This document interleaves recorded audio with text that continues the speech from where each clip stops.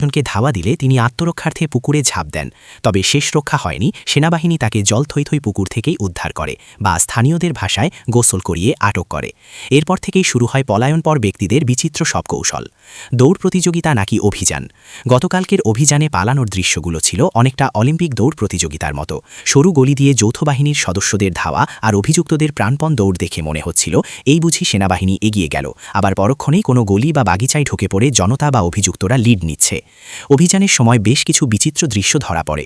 গ্রেফতার এড়াতে কাউকে দেখা গেছে গভীর নর্দমায় নেমে পড়তে, বিল ও বাগিচায় লুকোচুরি, লোকালয় ছেড়ে বিলের মাঝখানে বা ঘন বাগানে লুকিয়ে থেকেও শেষ রক্ষা হয়নি অনেকের। সাধারণ মানুষ এই দৃশ্যগুলো দেখে হাসবে নাকি কাঁদবে তা বুঝতে পারছিল না।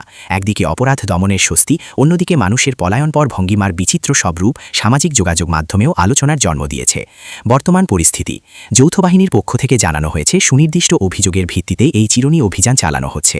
অভিযানে বেশ কয়েকজনকে আটক করা হয়েছে এবং পরিস্থিতি নিয়ন্ত্রণে রাখতে নগরীর গুরুত্বপূর্ণ মোড়গুলোতে টহল জোরদার করা হয়েছে।